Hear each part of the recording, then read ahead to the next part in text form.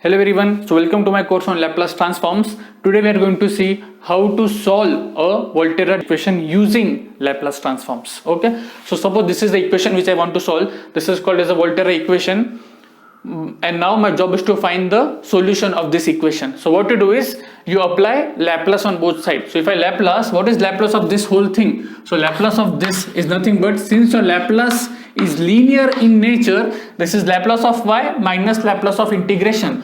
What is Laplace of y? We denote by y of s minus Laplace of integration equal to 1 by s. Now if you observe this carefully, if you recall my previous lecture on convolution product, this is nothing but y convolution sin t, because how do you define convolution?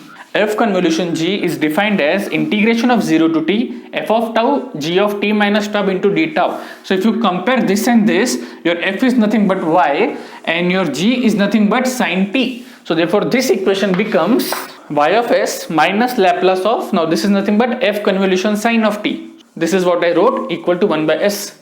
Now again, if you recall your convolution theorem from the previous lecture, what is Laplace of convolution product? It is the product of the Laplaces. So this is nothing but Laplace of f into Laplace of sin. Here my f is nothing but y of t. Okay, so this is nothing but Laplace of y into Laplace of sin t. So what do we get? Y of s minus Laplace of y is y of s into Laplace of sin t is 1 upon s square plus 1 equal to 1 by s. And now this is simple, right? You take out your y of s outside and you try to simplify this. So what do you get is, you take this over here, you get only s square upon s square plus n equal to 1 upon s. Now you take this s square at the down and s square plus 1 in the numerator. So we get y of s equal to s square plus 1 upon s cube. Now you can separate the denominator. So you have 1 upon s and 1 upon s cube. Now you want to find y of t. So the obvious thing you do is you take the Laplace inverse on both sides. Now what is Laplace inverse of 1 upon s? It is 1. Plus what is Laplace inverse of 1 upon s cube? If you recall, what is Laplace inverse of t raised to n? It is n factorial upon s raised to n plus 1. So here my n has to be 2. So here I have to adjust 1 by 2. So 1 by 2 n 2. So what is 2 upon s cube Laplace inverse? It is nothing but t square. So this is nothing but t square by 2 plus 1. So that's what the answer is.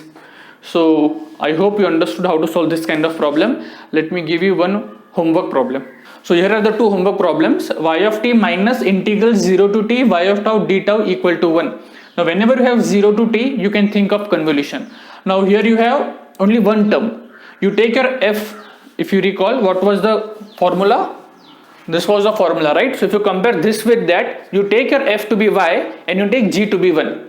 So this is nothing but y convolution 1, which is nothing but Laplace of y into Laplace of 1. That's the hint for the first question.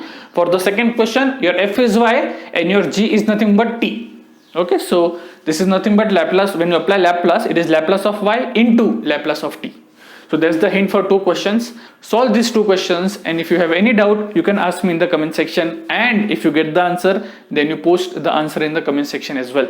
So I hope you understood how to solve integral equations using Laplace transforms. If yes, do not forget to like, share and subscribe. Thank you.